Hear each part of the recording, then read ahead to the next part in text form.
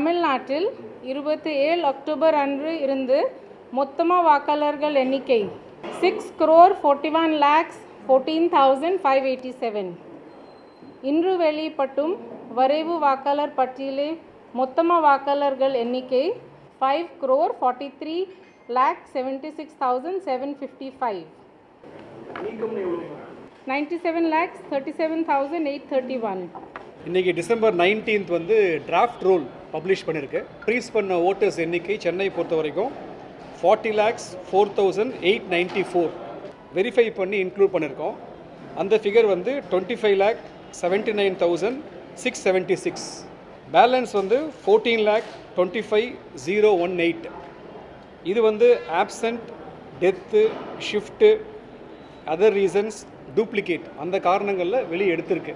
திருச்சிராப்பள்ளி மாவட்டத்தில் 3,31,787 வாக்காளர்கள் கணக்கீட்டு படிவங்கள் திரும்ப பெற இயலாதவை என கண்டறியப்பட்டு அவர்கள் பெயர்கள் வரைவு வாக்காளர் பட்டியலிலிருந்து நீக்கம் செய்யப்பட்டுள்ளது. கோயம்புத்தூர் மாவட்டத்தில் இருக்கிற 10 சட்டமன்ற தொகுதிகளுக்கு நீக்கம் செய்யப்பட்ட மொத்த வாக்காளர்களுடைய எண்ணிக்கை 6,50,590 வந்து இருக்க போகுது. திருப்பூர் மாவட்டத்தில் உள்ள 563,785 வாக்காளர்களின் பெயர்கள் நீக்கம் செய்யப்பட்டுள்ளன. இதுல முக்கியமானது அனைத்து கட்சிகளுக்கும் வாக்காளர்களுக்கும் பொதுமக்களுக்குமான ஒரு முக்கியமான வேண்டுகோள் வந்து இன்றைய தேதியில நம்ம வரைவு வாக்காளர் பட்டியல் தான் இன்னைக்கு வெளியிடுறோம். ஸோ இந்த வரைவு வாக்காளர் பட்டியல் ஃபைனல் கிடையாது. ஃபைனல் ஆனதுக்கு நம்ம இந்திய தேர்தல் ஆணையம் இன்னும் 2-3 வாய்ப்புகள்லாம் கொடுத்து நம்ம 17/2 அன்று தான் வந்து இறுதி வாக்காளர் பட்டியல் வந்து வெளியிடப்படும். ஸோ இதை பொறுத்த வரைக்கும் இந்த ஏஎஸ்சிடி என்று சொல்லக்கூடிய இந்த வாக்காளர் பட்டியல்ல இல்லாத விடுபட்ட வாக்காளர்கள் அங்க இருந்தாங்கன்னா நம்ம அவங்க வந்து ஃபார்ம் 6 பிளஸ் டிக்ளரேஷன் ஃபார்ம் என்று சொல்லக்கூடிய விண்ணப்பங்களை கொடுத்து அவருடைய பேரை வந்து இன்றையிலிருந்து 1 மாத காலம் 18/1 வரைக்கும் இந்திய தேர்தல் ஆணையம் டைம் கொடுத்து முழுமையாக ஒரு தொகுதி சார்ந்து வந்தது பிறகு பூத் வைஸாக இப்போ எப்படி நாங்கள் வந்து 21ஆம் தேதி வந்து மாவட்ட செயற்குழு கூட்டம் வச்சுருக்கிறோம். அதிலேயே நாங்கள் டிஸ்கஸ் பண்ணி BLA 2 சார்ந்து ஒவ்வொரு பூத் வைஸாக SIRக்கு எப்படி நாங்கள் பணியாற்றணுமோ அதே மாதிரி மீண்டும் இது அடுத்தது இந்த வரைவு வாக்காளர் பட்டியல் வைத்துக்கொண்டு எங்கே விடுபட்டு போயிருக்கு என்னங்கிறது உடனடியாக சொல்லிட்டேன். SIR ஏன் அதிமுக வரவேற்குது அதான் பாயிண்ட்டு. கிட்டத்தட்ட 20 வருஷமாக பண்ணவே இல்லை. இப்போ SIR தானே இப்போ வந்து SIR எதிர்க்கிறாங்களே. இப்போ SIR வந்து இப்போ மொத்தம் வந்து இறப்பு பார்த்தா 1,56,555 பேர். இவங்க 20 வருஷமாக உயிரோடு இருக்காங்க. இன்றைக்கி தான் செத்து போயிட்டாங்க. இது இன்டென்சிவ் டிவிஷனில் வந்து முழுமையாக ஒரு பட்டியல் வெளியிட்டிருக்காங்க. இது வந்து இறுதி பட்டியல் கிடையாது. இது அதுக்கு தான் வந்து 1 மாதம் டைம் கொடுத்துருக்காங்க எலெக்ஷன் கமிஷனை. நீங்கள் நம்ம அரசியல் கட்சிகள் நம்ம வேலையை பார்க்க போகுது. அந்த பட்டியலை வச்சுக்கிட்டு டோர் டு டோர் வெரிஃபை பண்ண போகிறோம். எங்கள் கடமை நிச்சயமாக பார்த்தீங்கன்னா அந்த பட்டியல் படி நாங்கள் டோர் டு டோர் வெரிஃபை பண்ணி பொதுச்செயலாளர் அறிவிப்படி நாங்கள் செய்வோம். வாக்காளர்கள் நீக்கப்பட்டார்கள்னா என்னமோ உண்மையான வாக்காளர்கள் நீக்கப்பட்ட மாதிரி வாக்காளர்களாக நடிக்கப்பட்டவர்கள், வாக்காளர்களாக போலி வாக்களித்து கொண்டிருந்தவர்கள், வாக்காளர்களாக சொல்லப்பட்டவர்கள் நீக்கப்பட்டிருக்கிறார்கள். அதனால் இதை நான் வரவேற்கிறேன். ஏற்கனவே நாங்கள் வரவேற்றோம். இப்பொழுது மறுபடியும் இரட்டிப்பு வரவேற்பு. ஏன்னா நாம் என்ன சொன்னோமோ அது நடந்திருக்கிறது. அதனால வரவேற்கிறோம்.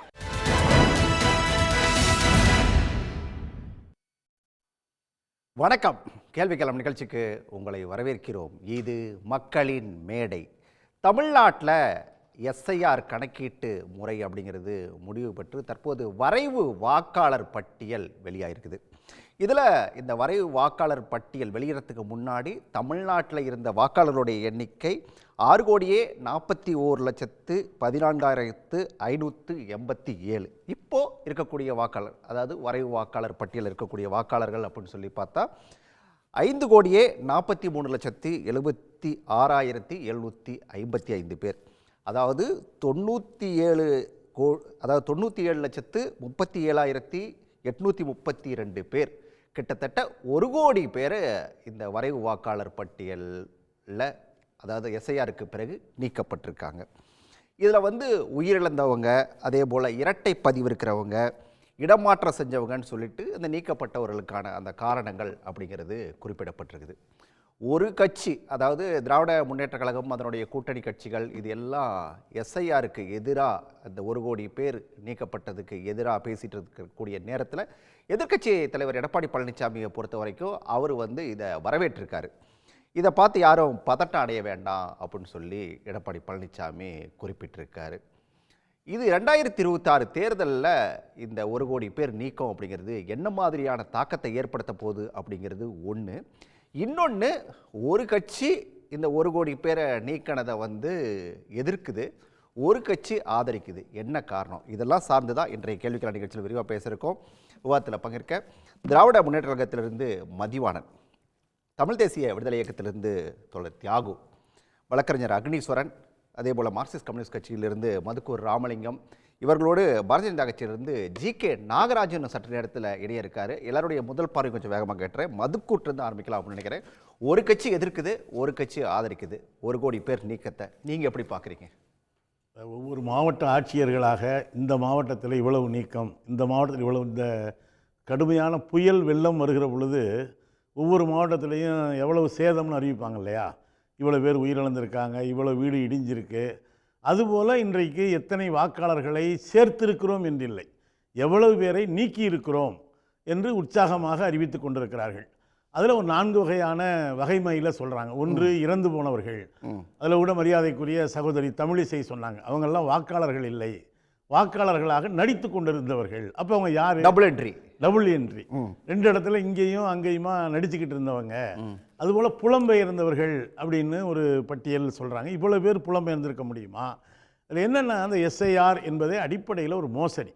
அதற்கு ஒரு உதாரணம், உற்சாகமாக எதுக்கு இப்போ பாஜக பீகாரில் இதே மோசடி நாடகத்தை அரங்கேற்றினார்கள். அதை இப்போ சட்டமன்ற தேர்தல் 26 நடக்கக்கூடிய தமிழ்நாட்டில், கேரளாவில், புதுவையில், மேற்கு வங்கத்தில் எல்லாம் நடத்தி முடிச்சிருக்காங்க. 2027 நடக்கக்கூடிய உத்தரப்பிரதேசத்திலும் கூட இந்த எஸ்ஐஆர் என்பதை, இது உச்சநீதிமன்றத்தை கேரளமும் உத்தரப்பிரதேசம் அணுகிய பொழுது உச்சநீதிமன்றம் சொன்னது, இதை கொஞ்சம் மனிதாபிமானத்தோடு அணுகுங்கள் என்று உச்சநீதிமன்றம் அறிவுரைத்த போதும் கூட தேர்தல் ஆணையம் அதை கேட்டுக்கொண்டதாக தெரியவில்லை. இப்போ தமிழ்நாட்டில் நம்ம என்ன சொன்னோம்னா, இது பருவநிலை காலம், இவ்வளவு அவசரம் எஸ்ஐஆரே கூடாது என்பதல்ல. இந்த யாரையுமே போலியானவங்களை வச்சுக்குங்க அப்படின்னு எந்த கட்சியும் சொல்லலை. இவ்வளவு அவசர கோலத்தில் அள்ளி தெளிக்க வேண்டியது இல்லை என்பதற்கு பல உதாரணமாக உச்சநீதிமன்றத்தில் நடந்த அந்த வாதத்தில் கபில் சிபல் ஒன்று சொல்லியிருக்கிறார். என்ன சொன்னார்னா, ஒரு வீட்டில் வந்து என்ன அப்பப்போ நம்மளே செக் பண்ணிக்கலாம் அப்படின்னு சொன்னாங்க இல்லையா? அதில் மனைவியினுடைய பெயர் இருக்குது, கணவருடைய பெயர் இல்லை. உடனடியாக அந்த கணவர் போய் சொல்லியிருக்காரு, இப்படி என்னங்க ஒரு வீட்டில் ஒருத்தரை வச்சுருக்கீங்களே, 2 பேரும் ஒரு வீட்டில் தானே வசிக்கிறோம், ஒருத்தரை விட்டுட்டு ஒருத்தர் புலம்பெயர்வது சாத்தியம் இல்லையே, ஏன் நீக்கினீங்கன்னு கேட்டால், அடுத்த மணி என்ன நடந்திருக்குன்னா, கம்ப்ளைண்ட் பண்ண இவரை பேர் நீக்கிட்டாங்க, 2 பேரையும் நீக்கியாச்சு இல்லையா, சமமாக போயிடுச்சு அப்படின்னு. இப்படி பல கூத்துகள். இப்போ எடப்பாடி கேட்குறது அப்படிங்கிறது வந்து, நீங்கள் நீக்கிட்டாங்க அப்படின்னு சொல்லி அதுக்கு வந்து பதட்டம் அடையாதீங்க, அடுத்து ஃபார்ம் 6ன்னு ஒன்று இருக்குது, அதை கொடுத்து யாருடைய பேரெல்லாம் இல்லையோ அவங்கெல்லாம் சேர்க்கலாம் அப்படிங்கிறது தான் எடப்பாடி சொல்கிறது. தேர்தலையும் அதுதான் சொல்லுது. இதை ஏன் நீங்கள் அப்போ வந்து எதிர்க்கிறீங்க? இல்லை, எடப்பாடி பழனிசாமி எப்பொழுது தேர்தல் ஆணையத்தின் செய்தி தொடர்பாளராக மாறினார்னு தெரியல. ஏன்னா இது அர்ச்சனா பட்நாயக் அவர்கள் தான் சொல்லணும். ஆனால் இவர் பதட்டம் அடையாதீங்கன்னு சொல்கிறதுலேருந்தே இது என்னென்னா, இப்போ பாஜக ஏற்கனவே அந்த வேலையை தான் பார்த்துக்கிட்டு இருக்காங்க. தேர்தல் ஆணையத்தினுடைய செய்தி தொடர்பாளர்களாக பாஜகவினர், இப்போ தேர்தல் ஆணையமும் கிட்டத்தட்ட பாஜகவினுடைய தேர்தல் பிரிவு போல தான் செயல்பட்டு கொண்டிருக்கிறது என்பதைத்தான் பீகார் அனுபவம் காட்டுகிறது. நான் ஒரே ஒரு கேள்வி தமிழ்நாட்டு மக்களினுடைய மனச்சாட்சியை தொட்டு கேட்குறேன். நம்முடைய தமிழக தலைமை தேர்தல் அதிகாரி மரியாதைக்குரிய அர்ச்சனா பட்நாயக் சொல்கிறாங்க, இந்த நீக்கப்பட்டவர்கள், அதாவது அடையாளம் காணாமல் தெரியாதவர்கள் அப்படின்னு நீக்கப்பட்ட 3 முறை அவர்கள் வீட்டுக்கு வந்து, ஒரு தடவை 2 தடவை இல்லை, 3 தடவை அந்த தேர்தல் அதிகாரி வந்தார். 3 தடவை அவங்க இல்லாத பிறகுதான் இவ்வாறு நீக்கப்பட்டார்கள். தமிழ்நாட்டில் 3 தடவை வேணாம், ஒரு முறையாவது எத்தனை வீடுகளுக்கு வந்தார்கள் என்பது அதிகாரிகளுக்கு தெரியாமல் இருக்கலாம், திரு எடப்பாடி பழனிசாமி இருக்கலாம், மக்களுக்கு தெரியும். நான் சொல்கிறேன், எங்கள் வீட்டு பக்கம் யாரும் எட்டியே பார்க்கல. இருந்தாலும் நான் வந்து ஒரு பயத்தில் போய் நம்ம போனால் அங்கே என்னுடைய குடும்பத்துக்கு உள்ளதெல்லாம் இருக்குது, அதை ஃபில் பண்ணுறப்ப அவங்க ஒரு பெரிய கட்டத்துக்கு கொடுக்குறாங்க. இதெல்லாம் உங்கள் தெருவில் இருந்தால் யார்கிட்டையாவது கொடுத்துருங்க. மார்கழி மாதத்தில் சுண்டல் கொடுப்பாங்கன்னு கேள்விப்பட்டிருக்கேன். இது வந்து குடியுரிமை சம்மந்தப்பட்டது. அதில் பக்கம் இல்லை, சென்னையிலேயும் கூட அதான் நடந்துச்சு. சரி, ஓகே, நான் தியாகோட கருத்தையும் கேட்டோம். இதில் 1 கோடி பேரை இப்படித்தான் நீக்கியிருக்காங்க. இது என்ன தாக்கத்தை ஏற்படுத்த போகுதுன்னு என்னென்னா, சாதாரண எளிய நம்ம அடுத்து பேசலாம், விரிவாக பேசலாம். தியாக சட்டு கேட்குறேன், இந்த 1 கோடி பேர் நீக்கங்கிறது என்ன மாதிரியான தாக்கத்தை உண்டாக்கும் சார்? இது உடனடியாக எஸ்ஐஆருக்கு நடக்கிற முயற்சி என்று சொல்லி குடியுரிமையை உறுதி செய்கிற முயற்சியாக மாற்றுறாங்க. இப்போ ஓட்டிங் ரைட்ஸ் வேறு, சிட்டிசன்ஷிப் ரைட்ஸ் வேறு. இப்போ இலங்கையில் என்ன பண்ணாங்க, 48ல் முதல்ல குடியுரிமையை பறித்தாங்க, வாக்குரிமையை பறித்தாங்க. இன்றைக்கி அவங்க நாடற்ற மக்களாக ஆக்கிட்டாங்க. அஸ்ஸாமில் அது மாதிரி நடந்து இன்றைக்கி முகாம்களில் அடைச்சி வைக்கப்பட்டிருக்கிறாங்க. அதுக்கு நேஷ்னல் பாப்புலேஷன் ரிஜிஸ்டர்னு ஒரு இதை உருவாக்குறாங்க. இப்போ இது என்ன ஆகுன்னா, யாருக்கெல்லாம் இப்போ வாக்குரிமை இல்லாமல் போகுதோ, இப்போ சின்ன சின்ன காரணங்கள் சொல்கிறாங்க. இல்லை சார், 3 காரணம் தான் சார் சொல்கிறாங்க. ஒன்று இடமாற்றம்னு சொல்கிறாங்க. இடமாற்றம் இல்லைன்னா எங்களால் கண்டுபிடிக்க முடியல, அவங்க யாருங்கிறத கண்டுபிடிக்க முடியல. இன்னொன்று இரட்டை பதிவு, அதாவது டபுள் என்ட்ரி அப்படிங்கிறது. இன்னொன்று உயிரிழந்தவங்க, செத்து போயிட்டவங்க. இந்த 3 பேரை தான் நாங்கள் நீக்கியிருக்கோம். இது எல்லா காலத்துலேயும் நடக்கக்கூடியது தான். சரி, அவங்களே நீக்கிக்குவாங்க, இல்லை இவங்க போய் சோதனை போட்டு நீக்கிக்குவாங்க, யாரை கம்ப்ளைண்ட் பண்ணி நீக்கலாம், எல்லாம் பண்ணலாம். இது இதுக்குன்னு தனியாக ஒரு ஸ்பெஷல் இன்டென்சிவ் ரிவிஷன் ஒன்று கொண்டு வர வேண்டிய தேவையே இல்லை.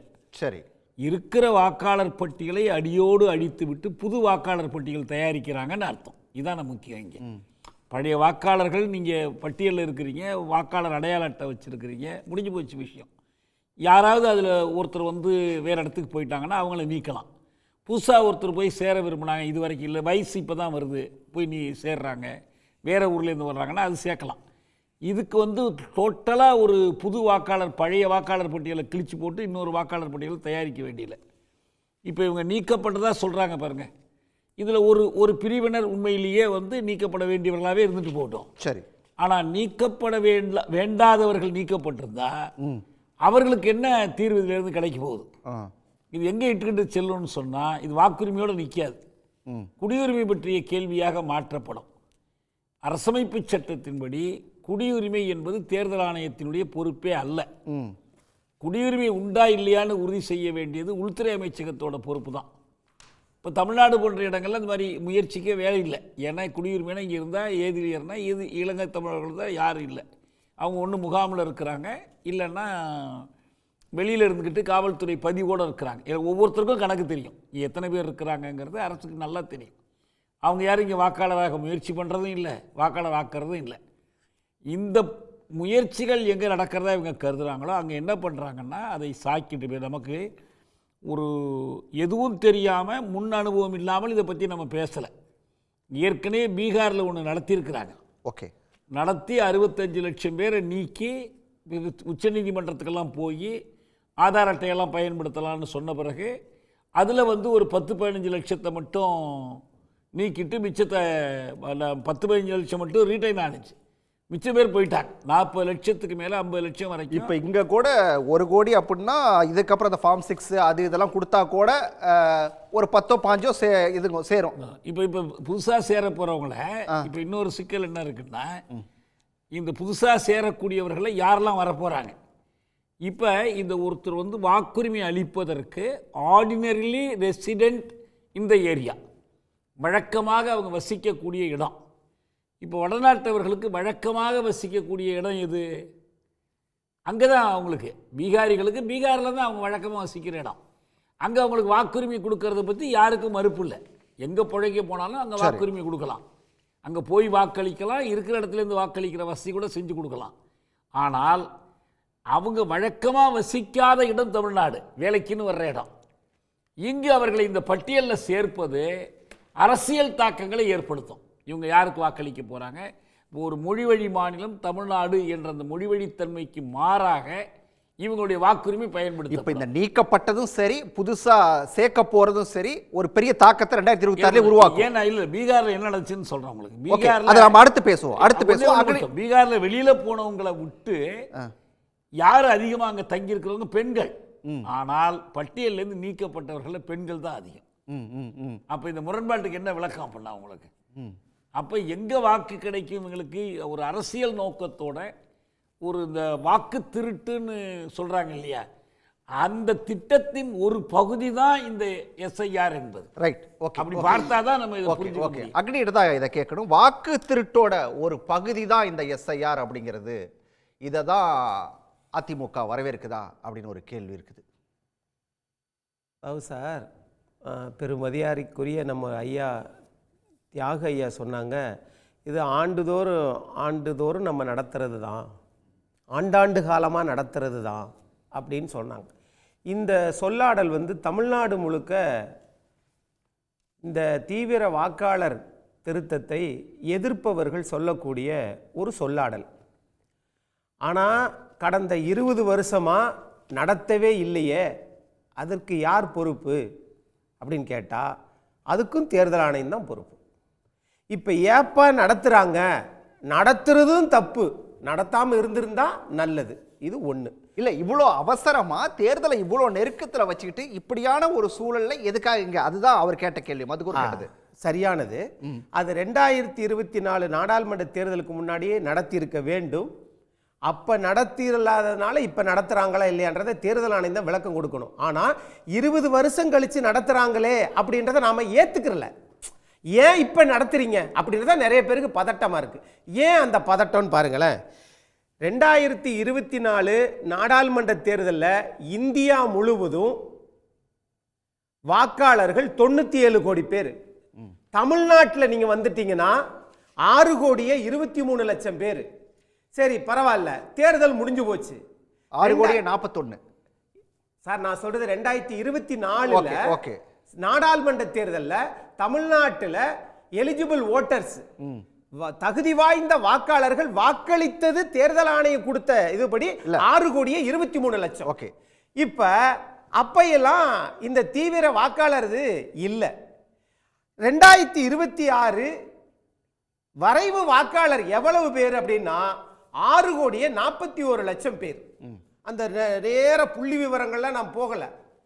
ஆனா இந்த எஸ்ஐஆர் வந்ததுக்கு பிறகு இது மொத்தமா எவ்வளவு ஆகுது?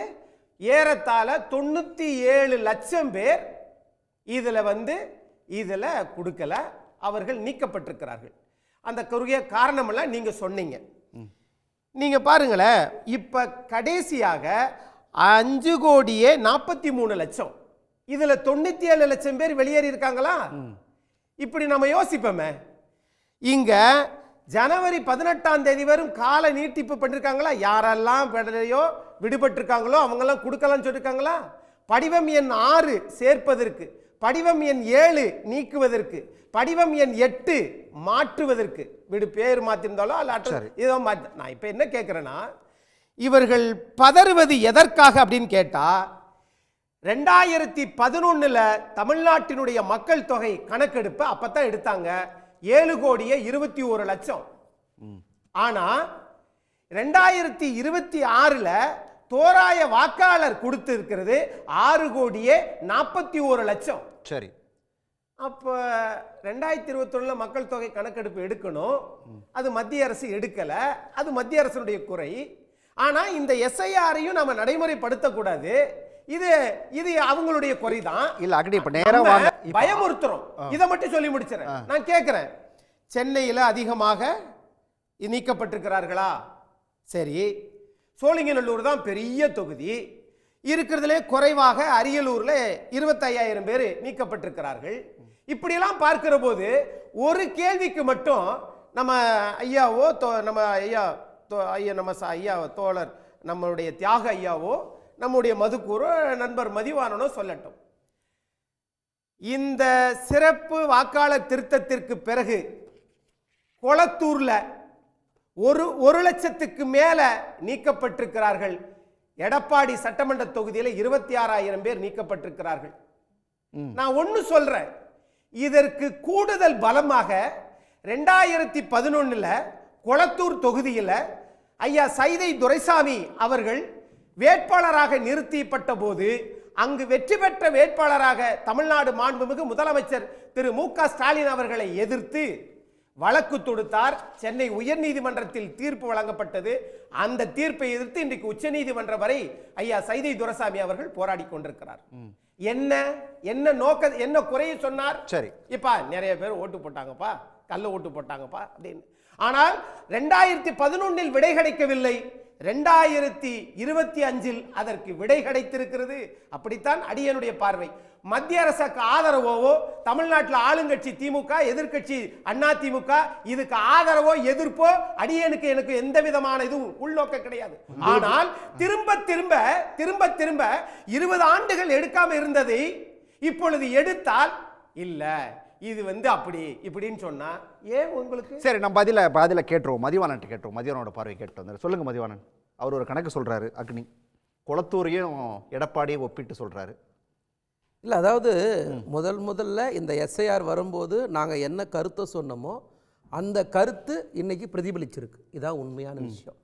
எங்கெல்லாம் நமக்கு ஓட்டு போட மாட்டாங்களோ, எங்கெல்லாம் நமக்கு வந்து வாக்கு வராதோ அங்கெல்லாம் வாக்காளரை நீக்குவாங்க. இதுதான் எஸ்ஐஆரோட நோக்கம், இதுதான் பிஜேபியோட நோக்கம் நாங்கள் சொன்னோம். சகோதரர் சொன்னார், அதாவது எடப்பாடி பார்த்தா 3 இடங்களை எடுத்துக்கலாமா? கோவை, திருப்பூர், சென்னை. இதுதான் நான் பேசுகிறேன். சரி, எடப்பாடி தொகுதியில் வந்து 26,375 பேர் நீக்கியிருக்காங்க அப்படின்னு. அப்போ அங்கே எடப்பாடி ஜெயிக்க வைக்கணும்னு நாங்கள் ஆசைப்படுறாங்க. அதனால் அவங்களுக்கு தேவையான வேலை வச்சுக்கிட்டு மற்றவங்கள நீக்கியிருக்காங்க. அதே மாதிரி வந்து நெல்லையில் நயனா நாகேந்திர தொகுதி 42,119 பேர் நீக்கியிருக்கீங்க. ஆனால் நீங்கள் அதுவே வந்து சின்னவரோட தொகுதியில் 89,000 பேர் நீக்கிறீங்க சேப்பாக்க திருவல்லிக்கேணியில். அப்போது குளத்தூரில் உங்களுக்கு தோத்துருவன் முடிவு பண்ணும்போது அங்கே 1,00,000 பேர் நீக்கிறீங்க. சேப்பாக்கத்தை தோத்துருவன் முடிவு பண்ணும்போது அங்கே 89,000 பேரை நீக்கிறீங்க. எங்கே நீங்கள் யாரை ஜெயிக்க வைக்கணும்னு முடிவு பண்ணுறீங்களோ அங்கே வாக்கை வந்து தக்க வச்சுக்கிறீங்க. இவ்வளோ தானே? இதைத்தானே நாங்கள் முதல்ல இருந்தே சொன்னோம். சரிங்க சார், இன்னொரு விஷயத்தில் இப்படி கேட்போமே, பொதுவாக வந்து வெளியூர்லேருந்து வந்து சென்னையில் தங்கி வேலை செய்கிறாங்க சார். அப்போ சென்னையில் வாக்காளர்கள் பட்டியல் அதிகமாகணுமா குறையணுமா சார்? எப்படி சார் 35% நீக்கிட்டீங்க? சரி, அடுத்தது கேள்விக்கு போவோம் சார். இதே தேர்தல் கமிஷன் தான் சொல்லிச்சு, நாங்கள் 6,41,41,14,587 பேரில் 815 பேரை தவிர எல்லாருக்கும் கொடுத்துட்டு வந்தாங்க. இந்த 97 லட்சம் பேருக்கு அப்போ கொடுத்தீங்களா? கொடுக்கலையா? ஒன்று. அடுத்தது அதே தேர்தல் கமிஷன் திரும்ப சொல்லுது, நாங்கள் கொடுத்த ஃபார்மில் 6,41,14,587 பேரில் 1,366 பேர் தவிர திருப்பி தரல, மற்றவங்களாம் திருப்பி கொடுத்துட்டாங்கன்னாங்க. இப்போ செத்தவங்க திருப்பி கொடுத்துட்டாங்களா? அதே திரும்ப 97,37,876 பேர் திருப்பி கொடுத்துட்டாங்கன்றீங்க. இப்போ செத்தவங்களாம் உயிரோட வந்துட்டான். எவ்வளோ பெரிய முரண் தெரியுதா? ஒன்று இந்த பக்கம் நில்லுங்க, இல்லை அந்த பக்கம் நில்லுங்க. ஒன்று நான் வேற வார்த்தை வேணாம், சரிங்களா? தப்பு பண்ணுறதுன்னு முடிவு பண்ணிட்டீங்க, இப்படி பகிரங்கமாக மாட்டுவீங்க. சொன்னாங்களா இல்லையா? இவ்வளோ பேர் ஃபார்மு நாங்கள் கொடுத்துட்டேன். நீங்கள் செத்தவனுக்கு எப்படி போய் கொடுத்தீங்க? சேஞ்ச் ஆஃப் அட்ரஸ் உங்களுக்கு எப்படி கிடைச்சிது? இடமாற்றத்துக்கு கொடுத்துட்டீங்களா ஃபார்மு? சரி, செத்தவன் வாங்கின்னு போனதா அவன் திரும்ப உயிரிழந்தோட வந்து 1,366 பேர் தர்மத்தில் திருப்பி கொடுத்துட்டானா? இது என்னங்க பேச்சு? இதுக்கு தான் நாங்கள் முதல்ல இருந்தே சொல்கிறோம், எஸ்ஐஆர் ஒரு தேவையில்லாத வேலை. 7 மாநிலத்துடைய மக்கள் தொகை நீங்கள் நீக்கிறீங்க, சாதாரண விஷயம் கிடையாது சார். நம்மளோட பீகாரில் வாக்காளர் அதிகம் சார், மக்கள் தொகை அதிகம் சார். அங்கே 58 லட்சம் பேர் தான் நீக்கிறீங்க. அங்கே இங்கேருந்து அதிக பேர் வந்து பிழைப்பு தேடி மற்ற மாநிலத்துக்கு போகிறாங்க சார். அவங்க நீக்கப்பட்டது 58 லட்சம் பேர். எப்படி சார் 97 லட்சம் பேர் நீக்கினீங்க? எவ்வளோ பெரிய முரண்பாடு பாருங்க. ஃபார்ம் 6 இருக்குங்கிறாரே எடப்பாடி தான். அதான் சொன்னல, அவருக்கு 26,000 பேர் தான் நீக்கியிருக்காங்க, நாங்களும் கணக்கு நீக்கியிருக்கோம்ல. அப்புறம் அந்த விசுவாசம் கூட இல்லைன்னு அர்த்தம். எங்களுக்கு 1,00,000 பேர் நீக்குவீங்க, அவருக்கு 26,000 பேர் நீக்குவீங்க. கேட்டால் சகோதரர் என்ன சொல்லாரு, நாங்கள் அப்பயே சொன்னோம். அப்போ 2011 நீங்கள் அப்படி தான் ஆட்சி பிடிச்சிங்களா? 2014 வந்து 40 ஜெயிச்சிங்களா? அப்போ அப்படி தான் ஆட்சி வந்தீங்களா? 2014 திரும்ப ஆட்சி வந்தீங்களா? அப்படி தான் ஆட்சி வந்தீங்களா? சொல்லுங்க, நீங்கள் தானே ஆளுங்கட்சி. அது நான் உங்களுக்கு வந்தா தக்காளி சட்னி, எங்களுக்கு வந்தா ரத்தமா? என்ன இது கதை? இது அப்போ நீங்க வெளிப்படையா ஏமாத்துறீங்க. உங்களுக்கு வந்தா இல்ல நீங்க அமிஷா அக்னி கொஞ்ச நேரம் இருங்க, நான் எப்படி சொல்றேன் எனக்கு தெரியும். அது யார் சொல்றேன்னு நீங்க அப்படி நினைச்சுன்னு வாழ்ந்துன்னு இருக்கீங்க. நாங்க செத்துடணும், ரத்தம் வந்து செத்துடணும். நீங்க தக்காளி சட்னி படிச்சு நான் அப்பத்தியா எனக்கு ரத்தம் வந்துச்சுன்னு சீன் போட்டு போனோம் அப்படி நினைக்காதீங்க. நான் கட்டத வார்த்தை இருங்க சார், நான் அமைதியா இருக்கேன். எடப்பாடி சட்டமன்ற தொகுதியில வழக்கு போறீங்க. அமைதியா இருக்க சொல்லுங்க. இப்போ கொளத்தூர் தொகுதிக்கு பதில் சொல்ல மாட்டீங்க, எடப்பாடி தொகுதியில எப்படிங்கன்னு. சரிங்க, நெல்லையில எப்படிங்க? வழக்கு ஏன் முடிக்கல? 20 வருஷமா ஏன் வழக்கு முடிக்கல? அது உச்சநீதிமன்றத்துல கேளுங்க, அது எங்க வேலை இல்ல. ஆனா இருங்க, அது உச்சநீதிமன்றத்துல போய் கேளுங்க, அது எங்க வேலை கிடையாது. சரிங்களா? அதுக்கு நாங்க பொறுப்பு கிடையாது. இந்த தேர்தல்ல அக்னிக்கு பத்தி எடப்பாடி பொறுப்பு இல்ல. அக்னிக்கு பாயிண்ட் சொன்ன உடனே பிரச்சனை வந்துச்சு. இப்ப நான் வர அக்னி ரெண்டா சார், இந்த வாக்காளர் ஓட்டு போட்டு தான் சார் 2024 மோடி ஆட்சிக்கு வந்துக்கிறாரு. அந்த தேர்தல் செல்லாதுன்னு சொல்லிடுவோமா? இந்தியா ஃபுல்லா 12 மாநிலத்திலையும் வச்சிருவோம் கணக்கு, பீகாரையும் சேர்த்துப்போம். எந்த தேர்தலும் செல்லாதுன்னு சொல்லுங்க. என்ன உங்களுக்கு புதுசா வந்து அக்கறை வந்துடுச்சு?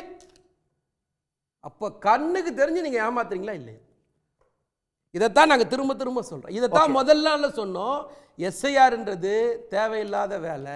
ஓகே, எஸ்ஐஆர் அப்படிங்கிறது தேவையில்லாத வேலை. இப்போ இந்த 1 கோடி பேர் நீக்கினது அப்படிங்கிறது ஏமாற்று வேலை. இது திமுகவுடைய குற்றச்சாட்டு. நாகராஜ், என்ன பதில்? அனைவருக்கும் வணக்கம்.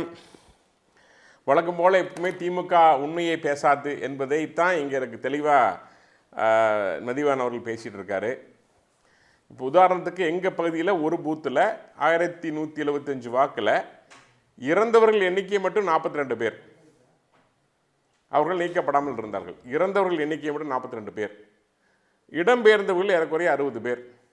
ஏறக்குறைய 10% வாக்கு இறந்தவர்கள் ப்ளஸ் இடம்பெயர்ந்தவர்கள்.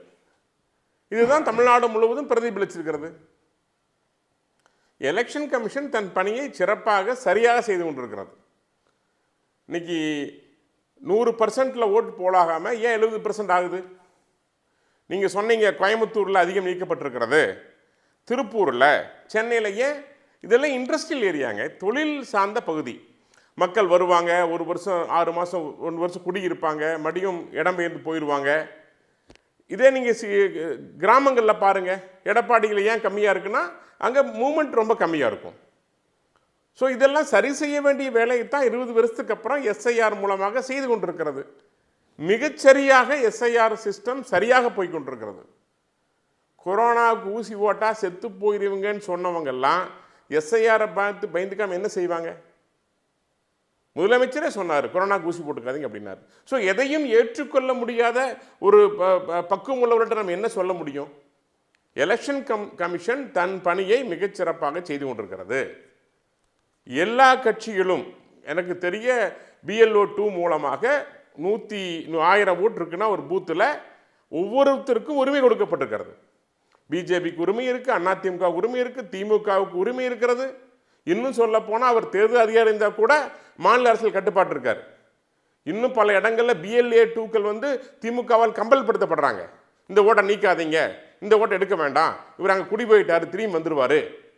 இன்னும் சொல்கிறேங்க, இன்னும் ஓட்டுகள் குறையுங்கிற நான் வரைவு பட்டியல் வந்ததுக்கப்புறம் அதுக்கப்புறம் இன்னும் நம்ம செக் பண்ணுறப்போ சேர்த்துறதை விட இன்னும் நீக்கிறது அதிகமாக இருக்கலாம். பல பகுதிகளில் இறந்தவர்களையும் சேர்த்து எடுத்திருக்கிறார்கள், நீக்கப்படாமல் அப்படியே போட்டுட்ருக்காங்கிற தகவலும் வந்திருக்கிறது. அதனால நாங்கள் சரியா நடக்கல அப்படின்னு புரிஞ்சுக்கலாமா? அல்ல, அதுக்கு காரணம் யாருன்னா திமுக.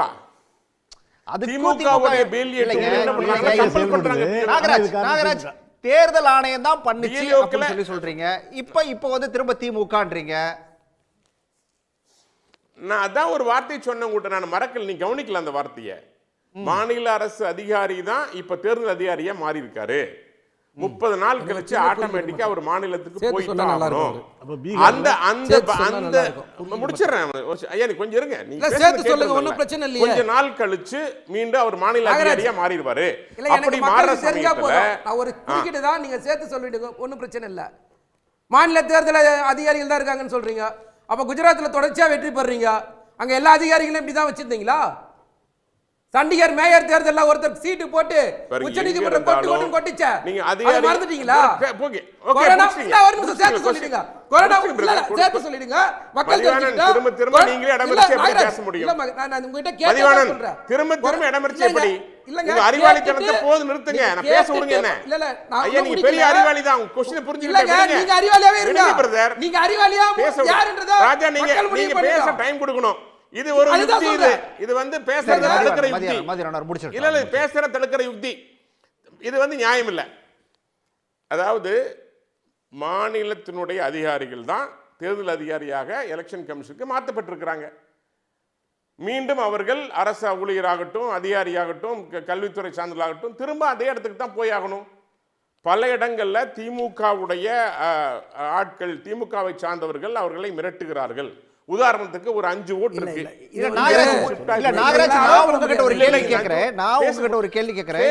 நடைபெற்ற இந்த எஸ்ஐஆர் பணிகள் சரியா நடந்திருக்குன்றீங்களா, நடக்கலன்றீங்களா? சரியாக நடந்திருக்கிறதுன்னு தான் சொல்றேன். எதை மீறி?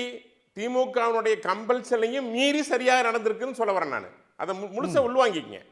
எங்க பிரச்சனை இருக்குன்னா, சில இடங்கள்ல சில இடங்கள்ல இது மாதிரியான சில பிரச்சனைகள் இருக்கிறது. குறிப்பாக ஓட்டுகள் நீக்காம விடுறது, இல்லை அவர் அங்கே இருக்காரு, அவர் இங்கே தான் வந்து ஓட்டு போடுவார், அதனால் நீக்க வேண்டாம், அவர் திமுகவை சார்ந்தவர், அங்கே போயிட்டா கூட இங்கே வந்து ஓட்டு போட்டுருவார், என்னுடைய ஓட்டு, இப்படியெல்லாம் சில விஷயம் நடந்தால் கூட ஏறக்குறைய இறந்தவர்கள் நீக்கப்பட்டிருக்கிறார்கள்.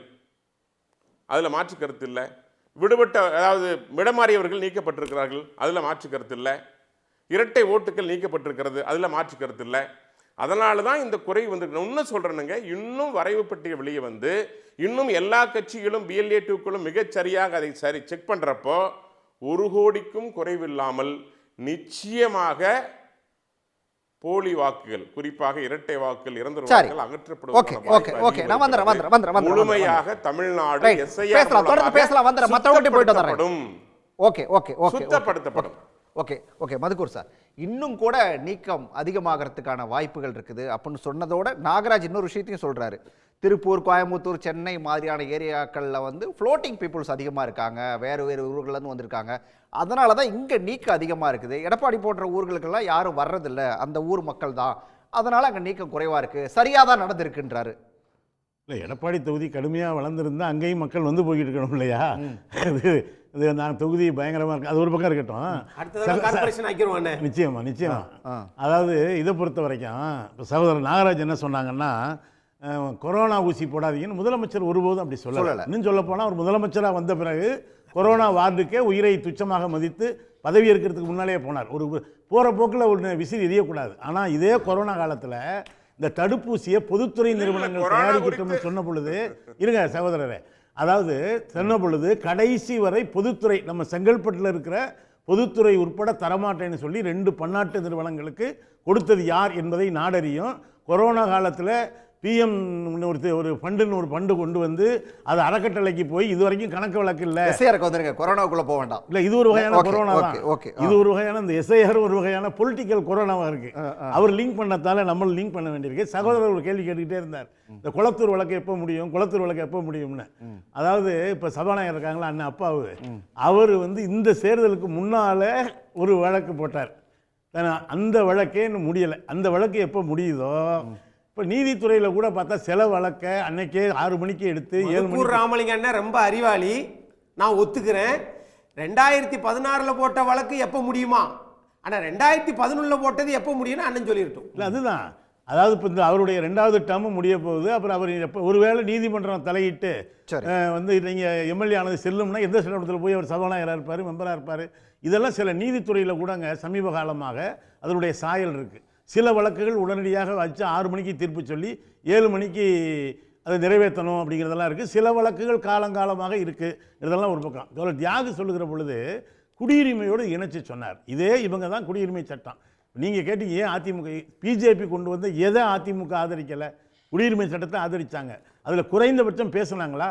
ஐயா, வங்கதேசத்திலேருந்தும் பாகிஸ்தான்லேருந்து வந்தீங்கன்னா அந்த இந்துக்களுக்கு இங்கே குடியுரிமை உண்டுன்னு சொல்கிறீங்களே, இலங்கையிலிருந்து வந்திருக்கிற நம்முடைய தமிழர்கள் இந்துக்கள் இல்லையா? நீங்கள் தானே அவங்களுக்கு ஏன் இன்னைக்கு வரைக்கும் வந்து அவங்க அகதி முகாமிலேயே அடைச்சி வச்சிருக்கீங்க? இல்லை இல்லை, எல்லாத்தையும் சுற்றி கொண்டு வருவார். இல்லை இல்லை, இருங்க, இது வந்து குடியுரிமையோட, இது வந்து வாக்குரிமை சம்மந்தப்பட்டது இல்லைங்க. நாளைக்கு என்ன பேசினார் நம்முடைய உள்துறை அமைச்சர் SIRக்கு இவ்வளவு பேசுகிறார்ல, பிரதமர் மோடியும் அமித்ஷா அவர்களும் நாடாளுமன்றத்தில் விவாதம் நடத்தவே விடலை.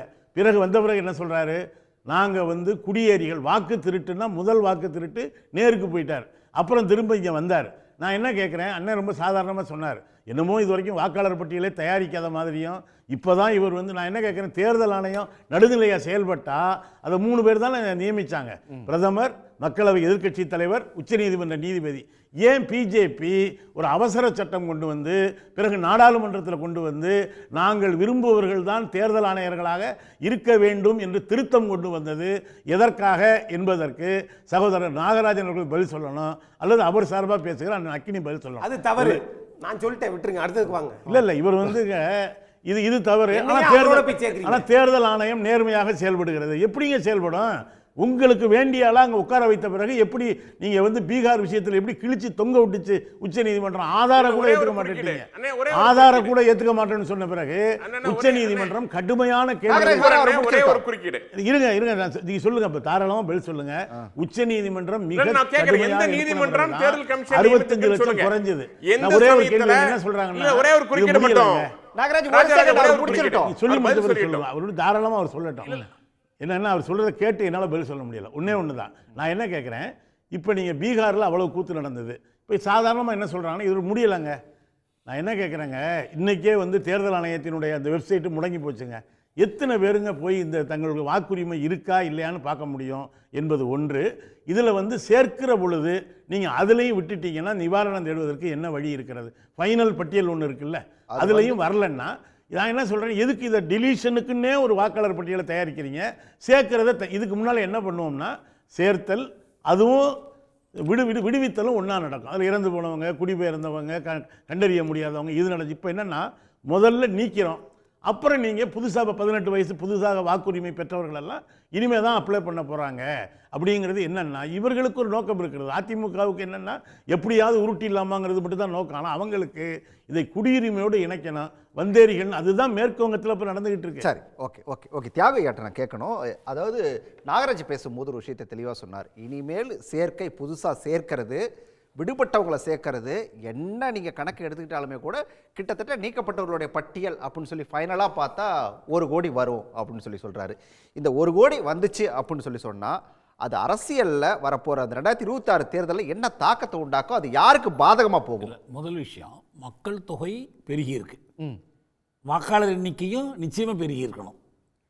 அப்படி இருந்தும் பழைய வாக்காளர் பட்டியலிருந்து 1 கோடி பேர் நீக்கப்படுகிற வாய்ப்பு இருக்குன்னு சொன்னால் இது சரியாக நடத்தப்படலைன்னு அர்த்தம். இப்போ இதில் முக்கியமான ஒரு கேள்வி அவர் எழுப்பின கேள்வி தான் இங்கே முக்கியம். என்னன்னா, இந்த தேர்தல் அதிகாரிகள் மாநில அரசு கட்டுப்பட்டவர்கள்னு சொன்னார். ஒரு சிலர் இருக்கலாம், ஒரு சிலர் இல்லாமல் இருக்கலாம், அது வேறு விஷயம். ஆனால் சிஸ்டமேட்டிக்காகவே ஒரு சிஸ்டமிக்காகவே இந்திய அரசுக்கு கட்டுப்பட்டவர்களாக தேர்தல் ஆணையம் மாற்றப்பட்டிருக்கு. இப்போ இங்கே இருக்கிற மாநில தேர்தல் அதிகாரி மாநில அரசில் என்ன பொறுப்பில் இருந்தார், நாளைக்கு என்ன பொறுப்பில் இருக்க போகிறார் என்பது ஒரு பக்கம். ஆனால் இவர்களுக்கு மேல், அதாவது மாநில தேர்தல் அதிகாரி மாநில முதல்வருக்கு கட்டுப்பட்டவர் அல்ல. சிஸ்டமிக்கா சிஸ்டத்தின்படி அவர் தலைமை தேர்தல் ஆணையருக்கு தான் கட்டுப்பட்டவர். அவங்க கொடுக்குற உத்தரவை தான் இவங்க நிறைவேற்றுவாங்க. மாநில அரசு கட்டுப்பட்டவங்க அல்ல. தனிப்பட்ட முறையில் ஒருத்தர் சலுகை பண்ணுறது பண்ணலாங்கிறது எல்லா இடத்துலையும் நடக்கும். அப்படி பார்க்கும்போது தலைமை தேர்தல் ஆணையத்தை தேர்ந்தெடுக்கிற முறை, அவர்கள் தொடர்பாக உருவாக்கப்பட்டிருக்கிற விதிகள், இது என்ன செஞ்சுருக்கிறாங்கன்னு சொன்னால் 2023 இந்த தேர்ந்தெடுக்கிற குழு இருக்குது பாருங்கள், அதில் வந்து தலைமை நீதிபதியை நீக்கிட்டாங்க. ராகுல் காந்தி நாடாளுமன்றத்தில் நேருக்கு நேர் மோடியையும் அமித்ஷாவையும் வைத்துக்கொண்டு கேட்குறாரு, இந்த கேள்விக்கு நீங்கள் பதில் சொல்லுங்கள், உங்களுக்கு தலைமை நீதிபதி மீது நம்பிக்கை இல்லையான்னு கேட்குறார். அப்போ அவங்க ஆளுங்கட்சியிலேருந்து 2 பேர், எதிர்கட்சியிலேருந்து ஒருத்தர், இந்த 3 பேர் உட்கார்ந்துருப்பாங்க. அந்த 2 பேர் என்ன பேசி முடிவு பண்ணாலும் இந்த ஒருத்தரால் தடுக்க முடியாது. அப்போ இயல்பாகவே தலைமை தேர்தல் ஆணையரை தேர்ந்தெடுக்கிற முறையை தங்கள் கையில் வைத்து கொண்டாங்க. இதுக்கு முந்தி சிபிஐ தலைமை அதிகாரிக்கு எக்ஸ்டென்ஷன் கொடுக்குற பவரை யார் எடுத்துக்கிட்டாங்க? பிரதமர் எடுத்துக்கிட்டார். நேரடியாக அரசமைப்பு சட்ட நிறுவனங்களுக்கும் தங்கள் செல்வாக்கை பயன்படுத்துவதற்கு சட்ட வழிவகைகள் செய்து கொள்கிறாங்க. அதான் நான் கேட்குறேன். ஒரு முதலமைச்சர் வந்து சலுகை காட்டலாம், நெருக்கடி கொடுக்கலாம், அது வேற விஷயம், அது சொந்த விஷயம். ஆனால் சட்டப்படி இதை ஏற்பாடு பண்ணிக்கிறோம். 2வது ஒன்று என்னன்னா, ஒரு நியர் இம்யூனிட்டி. அவர் தேர்தல் கமிஷனராக இருக்கும்போது என்ன வேலை செஞ்சிருந்தாலும், அது கிரிமினலாக இருந்தாலும் சிவிலாக இருந்தாலும் அவர் மேலே எந்த வழக்கும் போட முடியாது. இந்த ஏற்பாட்டை பண்ணிக்கிட்டாங்க. அவர் 3வதாகவும் ஒரு கேள்வி கேட்டுக்கிறார், ஏன் வந்து 45 நாளைக்குள்ள சிசிடிவி பதிவுகளை அழிக்கிறதுக்கு உத்தரவு போட்டீங்க, எதை மறைக்க விரும்புகிறீங்க? மொத்தத்தில் எனக்கு இந்த இவங்க தோழர்கள் சொன்ன மாதிரி இந்த தொகுதியில் இப்படி அந்த விவரம் என்கிட்ட இல்லை, அது தனியாக ஆய்வு செய்யலாம். மொத்தத்தில் இந்த எஸ்ஐஆர்ங்கிற இந்த எக்ஸசைஸ் முழுவதுமே ஓட்டு திருட்டினுடைய ஒரு பகுதி. நான் தமிழ்நாட்டில் மட்டும் சொல்லலை, இந்தியா பூரா அப்படிதான். ஓகே, பீகாராக இருந்தாலும் வேறு எந்த இடமா இருந்தாலும் அதான், மேற்கு வங்கமாக இருந்தாலும் அப்படி தான். இந்த பின்னணியில் அவங்கள பொறுத்த வரைக்கும் முறையாக நேர்மையான ஒரு தேர்தல் நடைபெறுவதற்கு அடிப்படையான வாக்காளர் பட்டியலில் கள்ளத்தனம் செய்கிறார்கள் என்பது தவிர வேறு சந்தேகமே இல்லை. ஏன்னா அவர் சொன்ன வாதத்திலேருந்தே நான் சொல்றேன், மாநில அரசு அதிகாரிகள் அவங்க தான் ஆணையர்.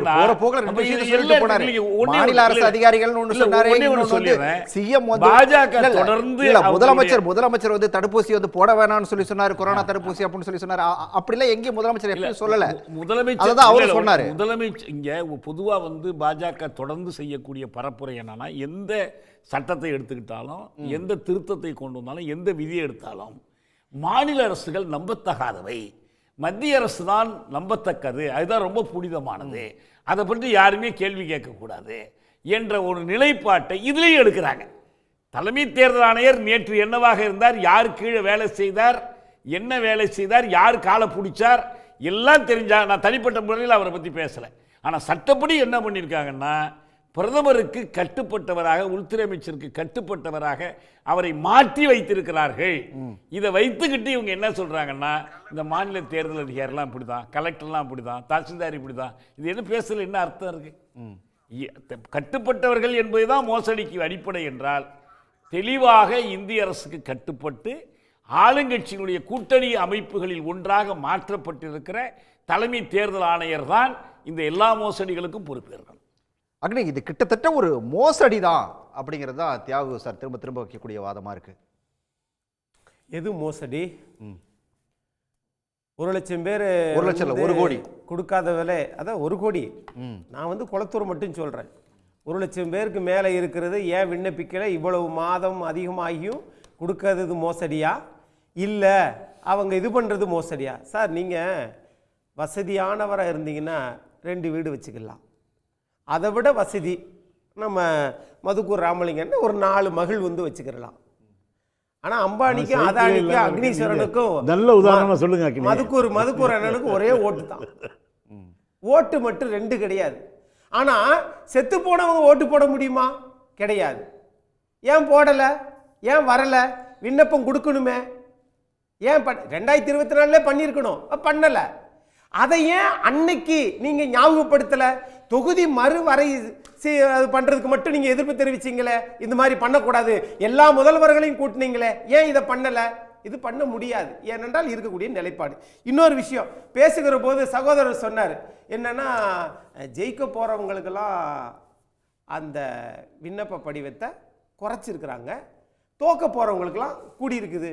அப்படின்னா 2011 அப்படி தான் ஜெயிச்சிங்க அப்படின்னா, அப்போ 2016 அப்படி தான் ஜெயிச்சாங்கன்னா 21, 2019 நாடாளுமன்ற தேர்தல், 2024 நாடாளுமன்ற தேர்தல், இந்த மாதிரி எல்லாத்துலயும் அதிகபட்சம் தான் நீங்க ஜெயிச்சீங்களா? அது அல்ல கேள்வி. நான் எல்லாரும் பேசும்போது குறுக்கிட மாட்டேங்க சார். என்ன சார் நான் பேசலைங்க, உங்ககிட்ட குறுக்கிடுறாருங்க அவரு. குறுக்கிடுங்க. இல்லை நீ, என்னோட கேள்வி என்னன்னா, குறிப்பிட்ட உங்களுடைய ஆட்களுக்கு மட்டும் எப்படி குறையுது, இதுதான் கேள்வி. ஸ்ட்ரெயிட்டா ஒரே கேள்வி. அதுக்கு மட்டும் காரணம் சொல்லுங்க, மக்கள் தெரிஞ்சுக்கிட்டோம். மக்கள் தெரிஞ்சுக்கிறோம். அது எப்படி 42,000 வந்தது? எது? நெல்லையில எப்படி 26,000 வந்தது? அது எப்படி சொல்லுங்கன்ற?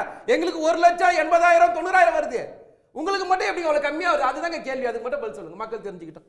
மக்கள் தெரிஞ்சுக்கிறோம். நீங்க கோயம்புத்தூர்ல அதிகமா இதா இருக்குது, அது என்ன பண்ணுவீங்க? இப்ப நான் தெளிவா, அது கம்மியா? நெல்லை மக்கள் தெரிஞ்சுக்கிறோம். பாஜகவோட மாநில தலைவர் குறிப்பிட்டு சொல்ற எடப்பாடி அண்ணாதிமுக பொதுச் செயலாளர். சரி, அதனால என்ன? குறிப்பிட்டு தான் அதே மாதிரி சொல்லுங்க, குறிப்பிட்டு சொல்லுங்க. பாஜக மாநில தலைவரை விட, பொதுச் செயலாளரை விட, எதிர்க்கட்சி தலைவரை விட முதலமைச்சருக்கு அதிகமா இருக்கு. அதுக்கு என்ன சொல்லுவீங்க? அப்ப தேர்தல் ஆணையம் உங்க கண்ட்ரோல்ல இருக்கா? தெளிவா தானே நாங்க கேட்டோம். தெளிவா சொல்றேன். இதத்தான் நீங்க தேர்தல் ஆணையம் யாரோடைய கட்டுப்பாட்டுல இருக்கு? அதாவது யார் நியமிச்சா? மக்களுக்கு சொல்றேன்னு சொல்லிட்டு பேச விடாம தடுக்கிறது கூட திமுக நோக்கமா தான் இருக்கு. நான் பேசி முடிச்சிடுறேன், நீங்க மொத்தமா பதில் சொல்லுங்க. இன்னொன்னு, இவங்க சொல்றது படியே கேட்போமே. இவங்க சொல்றாங்க, நம்மளுடைய மதுக்கூர் அண்ணன் தான் கேட்டார், ஏப்பா அப்படின்னா இப்போ மரியாதைக்குரிய நம்ம அப்பாவு ஐயா சபாநாயகராக இருக்கிறாரு, ராதாபுரம் தொகுதியில் அது தேர்தலில் இது மாதிரி உச்சநீதிமன்ற தீர்ப்பு வந்துச்சுன்னா அது எப்படி பண்ணுறது, எப்படி வந்து தீர்ப்பு வந்துச்சுன்னா என்ன செய்கிறதுன்னு கேட்டார். சார், 2016 நடந்ததுக்கு பிறகு நீதிமன்றத்தில் வழக்கு போடும்போது நீதிபதிகள் கேட்டாங்க, அந்த கேமரா பதிவு இருந்தால் கொண்டு வாங்கப்பான்னு சொன்னாங்க. கேமரா பதிவு அழிஞ்சு போச்சுன்னு சொல்லி இன்றைக்கு இருக்கக்கூடிய ஷில்பா பிரபாகர் சதீஷ் ஐஏஎஸ் தான் நீதிமன்றத்தில் சொன்னாங்க, பதிவுகள்லாம் இல்லை. அப்போ என்ன பண்ணாங்கன்னா மறு வாக்கெடுப்பு நடத்துங்க, மறு எண்ணிக்கை நடத்துங்கன்னாங்க. அந்த மறு எண்ணிக்கையில் தான் அவர் வெற்றி பெற்றார். அதற்கு பிறகு உச்சநீதிமன்றத்திற்கு வழக்கு போச்சு. இப்போ நான் என்ன சொல்கிறேன்னா, நான் கேட்குற 2011 மறு எண்ணிக்கை நடத்துனாங்களா? பதிவுகள் அழிஞ்சு போச்சுன்னு சொன்னாங்களா? அப்போது அது முக்கியம் இல்லைங்க. இங்கே நம்ம தேவைப்படுறது 20 வருஷமாக நடக்கலையே, இப்போ நடக்குது, நம்மளால் அதை வரவேற்க முடியலையே, ஏற்றுக்கிற முடியலையே. அப்போ இறந்தவங்கெல்லாம் இருக்கிறது யாராவது டபுள் என்ட்ரி, 2 ஓட்டு, இங்கே ஒரு ஓட்டு அங்கே ஒரு ஓட்டு, அந்த எலுமிச்சம்பழத்தை வச்சு அழிஞ்சு போயிடும். அப்படி எங்கேயாவது போய் கருப்பு மைய தடவி விட்டுறது, உடனே போட்டு விட்டு போனால் அது உண்மையான ஜனநாயகம். அதை நம்ம ஏற்றுக்கணும், அதுக்கு நம்ம சல்யூட் அடிக்கணும். தேர்தல் ஆணையரை உச்சநீதிமன்றம் சொன்னதற்கு பிறகு அவர்கள் செய்தது, பிரதமரும் உள்துறை அமைச்சரும் செய்தது தவறு. ஆனால் சார் நெறியாளரை விட 2 தடவை கேள்வி கேட்கிறார் சார்.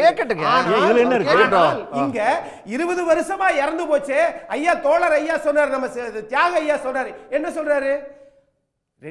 7 கோடியே 23 லட்சம் எங்க, 6 கோடியே 41 லட்சம் எங்க? அப்ப 18 வயசுக்கு கீழே இருக்கிறவங்க மொத்தம் 80 லட்சம் தானா? எந்த கணக்கெடுப்பு சொல்லுது? சரி, மத்திய அரசு தான் 2021 மக்கள் தொகை கணக்கெடுப்பு நடத்தணும். பீகாரை போல, ஆந்திரா தெலுங்கானாவை போல நம்மகிட்ட ஏதாவது பாட்டாளி மக்கள் கட்சி நேற்று நடந்துச்சு ஜாதிவாரி கணக்கெடுப்பு, அதை நம்ம எடுத்துறோமா? அட்லீஸ்ட் நம்மளுடைய மக்கள் தொகை கணக்கெடுப்போனா ஜாதி வாரியாக ஒரு தரவுகளாவது நம்மிடம் இருக்கா? இல்ல. அப்ப தரவுகளும் இல்ல, மக்கள் தொகை கணக்கெடுப்ப மத்திய அரசு எடுக்கல, தேர்தல் ஆணையமும் 2020 வருஷத்துக்கு முன்னாடி எடுத்ததை இப்ப எடுக்கவும் கூடாது என்றால் இங்குதான் ஜனநாயகம் உயிர் துடிப்போடு இருக்கிறது நீங்க நினைக்கிறீங்க. ஆகையினால இந்த கள்ள ஓட்டு போடுறது, 2 ஓட்டு போடுறது, ரைட்டா, இறந்தவர்களை வச்சுக்கிட்டு இன்னொரு ஓட்டு போடுறது, பேரு ஒரே பேரு சத்தியநாராயணன் என்பது வேற, சத்தியராஜுலு அப்படியே மாத்திக்கிறது, 2க்கும் ஒரே ஆளை வச்சு போட்டோ போட்டு ஓடுறது, இதெல்லாம் தடுக்கப்பட வேண்டும். அப்பொழுதுதான் ஜனநாயகம் உண்மையான ஜனநாயகம். இது தேர்தல் ஆணையத்தை 324 75 வருஷமா இருக்குது. தேர்தல் ஆணையத்துக்குன்னு நம்மளுடைய இந்திய நாட்டினுடைய பலவீனமே அதுதான். ராணுவத்துக்கு நிறைய பேர் பணம் ஒதுக்குறோம், ஆனா தேர்தல் ஆணையத்துக்கு ஆளே இல்லை, அலுவலகமே இல்லை. அந்தந்த மாநில அரசை நம்பித்தான் இருக்கிறது. ஆகையினால செஞ்ச வேலையும் செய்யறது தப்புன்னு சொல்ல தெரியுது. அதுக்கு என்னப்பா, ஒருவேளை தேர்தல் ஆணையமே தப்பு பண்ணிருக்குன்னு சொல்றீங்கல்ல, மாநில அரசிடம் ஏதாவது தரவுகள் இருக்கா? அக்னி ஏன் இவ்வளவு தாங்கி பிடிக்கிறார் இந்த விஷயம்? சார் சார் கேட்டுருவோம் சார், உடனே இப்படி கொண்டு வரீங்க பாருங்க. இல்ல சார், எப்படி கேட்டுருவோம். தாங்கி பிடிக்கல சார், வார்த்தையை மாத்திக்கோங்க. உங்க டர்ன் தான், அவர்கிட்ட தான் சொல்லிட்டு இருக்கேன். நான் தாங்கி பிடிக்க வேண்டிய அவசியம் இல்லை. இறந்தவர்கள் மேல 1 லட்சம் பேருக்கு மேல ஏன் இதுவரைக்கும் விண்ணப்பிக்கல? அதை யார் தாங்கி பிடிப்பது? நான் அக்னின்னு குறிப்பிட்டது அக்னியே இல்ல, எடப்பாடியா? ஓகே ரைட், நீங்க எடப்பாடின்னு சொல்லக்கூடாது. யார் சொல்லணும்? அரசாங்கத்தை சொல்லுங்க, தேர்தல் ஆணையத்தை சொல்லுங்க. இப்போ நாகராஜ் சொல்லும் போது என்ன சொன்னாரு, ஒரு பூத் இருந்தது, பூத்துல 42 பேர் இறந்துட்டாங்க, 60 பேர் நீக்காம வந்தாங்கன்னு. நான் கேட்குறேன், ஒவ்வொரு தேர்தலுக்கும் முன்னாடியுமே வரைவு வாக்காளர் பட்டியல் வெளியிடப்படும், இறுதி வாக்காளர் பட்டியல் வெளியிடப்படும். அப்போ இந்த 42 பேர் 60 பேர் நீக்கினாங்களா இல்லையா அவரோட பூத்தில்? அப்போ எங்கே போயிருந்தார் அவர்? இவ்வளோ பாசப்பற்றோடு பேசுகிறாருல்ல, அவர் குறிப்பிட்ட பூத்தே நான் சொல்கிறேன். அப்போ 2021 வந்தாலும் வரைவு வாக்காளர் பட்டியல் வரும், இறுதி வாக்காளர் பட்டியல் வரும், 24 வந்தாலும் அதே மாதிரி தான் வரும். அப்போ எங்கே போயிருந்தீங்க? அதுக்கு பதில் இல்லை. 2வது, கொரோனா காலத்தில் ஊசி போட்டார், ஊசி போடக்கூடாது யார் சொன்னா? நாங்கள் உங்களை மாதிரி நான் மணி அடிக்க சொன்னோமா? சொல்லுங்க. எங்களுக்கு அதெல்லாம் இல்லைங்க. நாங்கள் என்னைக்குமே மூட நம்பிக்கை நாங்கள் வளர்த்தது கிடையாது. மக்களுக்கு யதார்த்தம் என்னவோ அதை தான் சொன்னோம். மாநில அரசாங்கோட அதிகாரிகளோட கட்டுப்பாட்டில் இருக்குது அப்படின்னு பேசுறாரு. சார், எங்கள் மாநிலத்திலே சார் உச்சநீதிமன்றத்தில் போய் கொண்டு வாங்கிட்டு வந்தாங்க. சண்டிகர் மேயர் தேர்தலில் யார் சார் ஜெயிக்க வச்சது? என்ன சார் சொல்லிச்சு உச்சநீதிமன்றம்? தொடர்ச்சியாக நான் கேட்குறேன். அப்போ குஜராத், உத்தரப்பிரதேசம், மத்திய பிரதேசம், ராஜஸ்தான், அஸ்ஸாம் தொடர்ச்சியாக ஜெயிக்கிறீங்களா? அப்படிதான் ஜெயிக்கிறீங்களா? அதையும் சேர்த்து பதில் சொல்லிடுங்க. உங்கள்கிட்ட நம்ம கேட்ட கேள்வி எதுக்காக பதில் சொன்னாங்களா? சொல்லலை. நான் என்ன கேட்ட முதல் சுற்றுல தேர்தல் ஆணையம் சொல்லிச்சு. என்னன்னு சொல்லிச்சு? 815 பேரை தவிர மற்றதுக்கெல்லாம் நான் ஃபார்ம் கொடுத்துட்டேன் அப்படின்னு சொல்லிச்சு. அப்படின்னா நான் 6,41,14,589 பேருக்கு நான் கொடுத்துட்டேன்னு சொல்லிச்சு இதே தேர்தல் ஆணையம். அதை வாங்கினது யாருன்னு தான் கேட்டேன். திருப்ப ஃபார்ம் வந்தது 1366 தவிர மற்றெல்லாம் ரிட்டர்ன் வந்துச்சுன்னாங்க. வாங்கின்னு போனது யாருன்னு தெரியல, திருப்பி கொடுத்தது யாருன்னு தெரியல. அப்போ 1300 நான் சொல்லலை, தேர்தல் ஆணையம் சொல்லிச்சு. இது நேர்மையான தேர்தல் ஆணையமா? இல்லை மதிவரன் இப்போ அவர் நாகராஜோட பாயிண்ட் ஆஃப் வியூலேயே வந்தால் கூட இப்படி நீக்கப்பட்டதுங்கிறது வந்து 1 கோடின்னு வச்சுக்கோங்களேன் மொத்தமாக. எப்படி நீக்குவீங்கன்றதான் என்னோட கேள்வி. இல்லை நீக்கிட்டாங்க அப்படின்னு சொல்லி சொன்னால் அது வந்து யாருக்கு பாதிப்பை உண்டாக்கும் சார்? ஒட்டுமொத்த மக்களையுமே பாதிக்கும் சார். இது மறைமுகமா இல்லை மக்களை பாதிக்கும் அப்படிங்கிறது ஒன்று. ரெண்டாவது இந்த 2026 தேர்தலில் இது என்ன தாக்கத்தை உண்டாக்கும், அது யாருக்கு சாதகமாக போகும் யாருக்கு பாதகமாக மாறும்? ரெண்டாவது சார், சிஐஏ என்ஆர்சி என்பிஆர் சட்டத்தை அதிமுக ஆதரவோடு நிறைவேற்றப்பட்டது இல்ல, அதைத்தான் நீங்க நடைமுறைப்படுத்துறீங்க. முதல்ல தேர்தல் கமிஷனுக்கு அந்த அதிகாரமே இல்லையா சார்? மக்கள் பிரதிநிதி சட்டம் 1950-22 பிரகாரம் உங்களுக்கு எங்க அந்த அதிகாரம் வருது? ஓகே, யார் உங்களுக்கு அந்த ரைட்ஸ் கொடுத்தா? யார் சிட்டிசன் சார்? ஒருத்தர் நீக்கிறதுக்கு முன்னாடி நோட்டீஸ் கொடுக்கணும் சார். நீங்க டெத்தோ சேஞ்ச் ஆஃப் அட்ரஸோ இல்ல நியூ புது வாக்காளரோ சார், இந்த 3 பேருமே ஒரு பக்கம் வச்சுங்க சார். நீங்க ஒருத்தர் பேரை நீக்கணும்னா நோட்டீஸ் கொடுக்கணும்.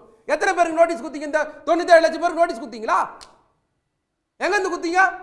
ஏன் இதுனா அநியாயமா இருக்கு. என் மேல நீங்க பழிய போடுவீங்க, என்ன இந்த வீட்டுல இருந்து உரிமை இல்லை நீங்க சொல்லுவீங்க, அதுக்கப்புறம் நீங்க வந்து டாக்குமெண்ட் கூட நான் உன்னை வீட்டில் சேர்த்துக்கிறேன்னா இது எந்த வகையில் சார் நியாயம்? இது நீங்க என்ன பண்ணணும்?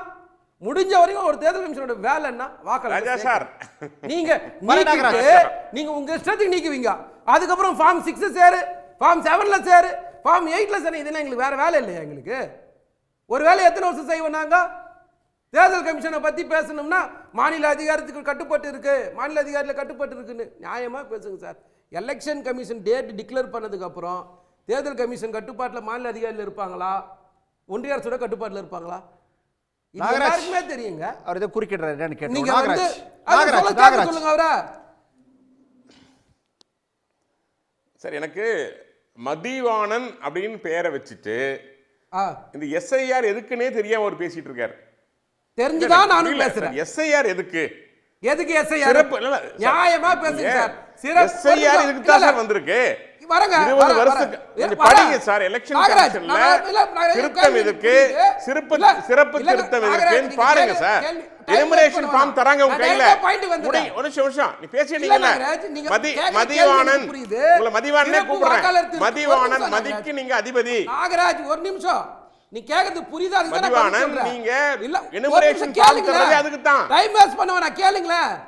ஒரு நிமிஷம் டைம் வேஸ்ட் பண்ண. நீங்க கேட்டா அப்புறம் பதில் சொல்லுங்க. கேட்டே தான் இருக்கறேன். நீங்க பேசிட்டு தான் இருக்கீங்க. என்ன செய்வீங்களோ முடிக்க மாட்டேங்கிறீங்களா? ஒவ்வொரு தேர்தலுக்கும் செய்யறது தான் தேர்தல் ஆணையத்தோட வேலை.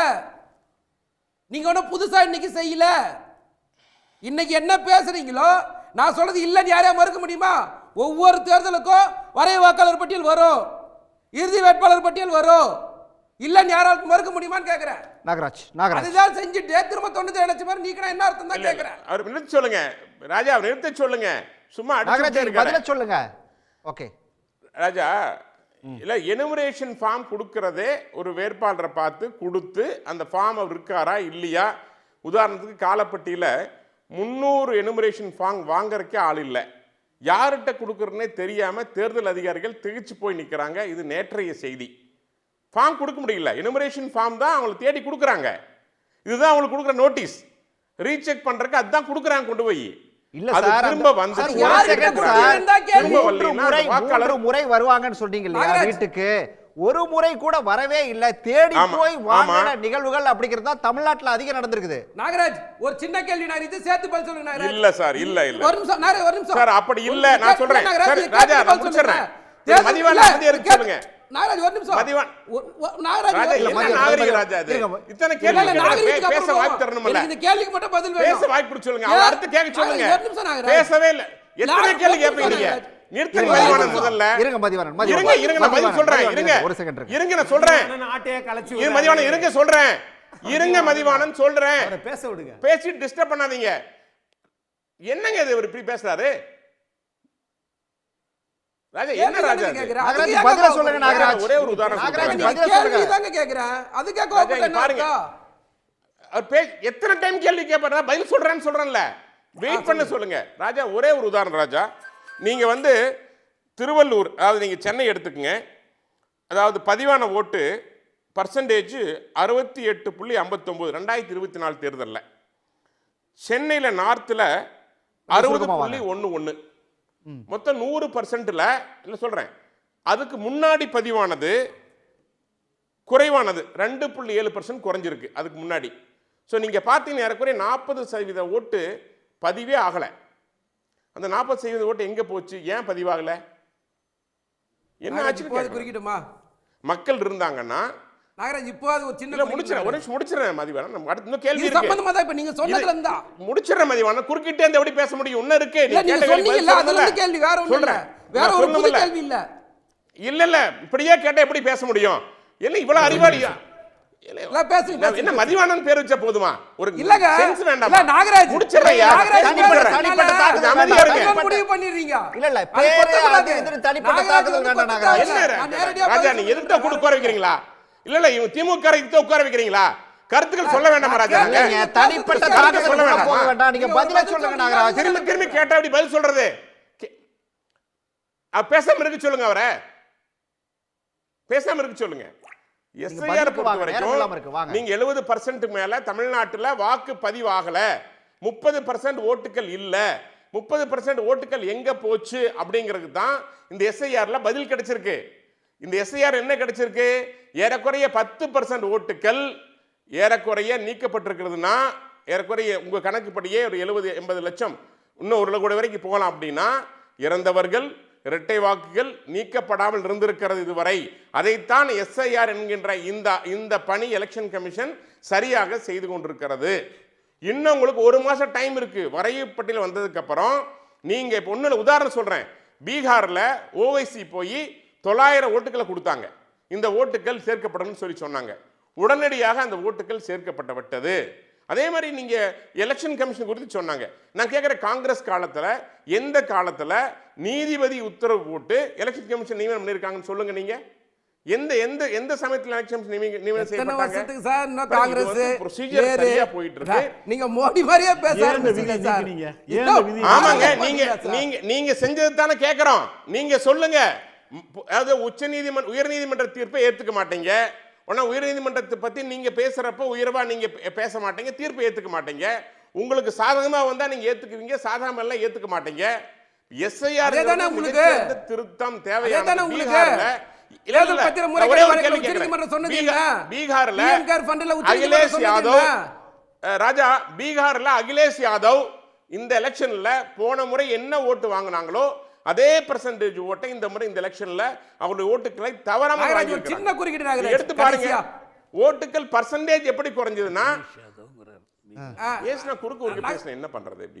எப்படி ஆன்லைன்ல இருந்து வரல கொஞ்சமா வேண்டாமா? நான் புரியல கேக்குறேன். நான் பேச இடைஞ்சு எப்படி பண்றது? விளக்க சொல்லுமா சொல்ல வேண்டாமா? ஒரு கேள்விங்க நாகராஜ் மதிவாணன் உங்க மோசமான ஆட்சிக்கு உதாரணம் இது. நீங்க பேசுறது பதில் சொல்ல முடியாம சம்பந்தம் இல்லாம பேசுறீங்க. விளக்க நீங்க 10 பேர் கேள்வி கேட்டிருக்கீங்க, பதில் சொல்லுமா இல்லையா? பீகார்ல என்ன தவறு நடந்ததுன்னு சொல்லுங்க. அதுல எனக்கு ஒரு சந்தேகம். பீகார்ல எஸ்ஐஆர்ல ஒரே நிமிஷம் கேக்குறேன். நீங்க சொல்லுங்க. இப்போ எஸ்ஐஆர்ல பீகார்ல என்ன தப்பு நடந்துச்சுன்னு சொல்லுங்க. என்ன தப்பு? எந்த கட்சி நீங்க எடுத்துக்கங்க. ஒரு ராகுல் காந்தி நீங்க சொல்லுங்க. பீகார்ல எலெக்ஷன் முடிஞ்சிருக்கு. பீகார்ல சொல்லுங்க. பீகார்ல ஆதார் கார்டு வேண்டாம். எத்தனை மக்கள் ரோட்ல வந்து போராடினாங்க? பீகார்ல எத்தனை மக்கள் எங்களுக்கு ஓட்டு இல்லன்னு சொல்லி ரோட்ல வந்து போராடினாங்கன்னு பதில் சொல்லுங்க. நீங்க என்ன சொன்னீங்க? நீங்க கேட்டீங்க, நான் சொல்றேன். ஆதார் கார்டை சேர்க்க மாட்டேன்னு சொன்னீங்க. இன்னைக்கு ஆதார் கார்டை சேர்த்துக்கிறேன்னு சொல்றீங்க. இதுவே உங்களுக்கு மிகப்பெரிய முரண்பாடா தெரியலையா? சார் ஆதார் கார்டு வேண்டாம்னு சொன்னதே நீங்க தானே.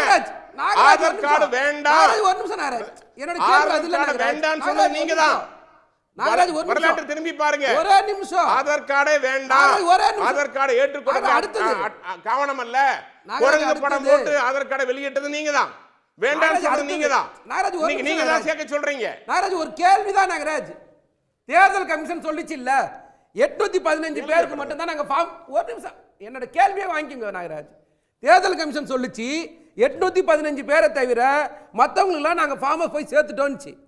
அதே தேர்தல் கமிஷன் தான் சொல்லிச்சு 1366 பேரை தவிர மற்றவங்க எல்லாம் ஃபார்மை கொடுத்துட்டாங்கன்னு சொல்லிச்சு.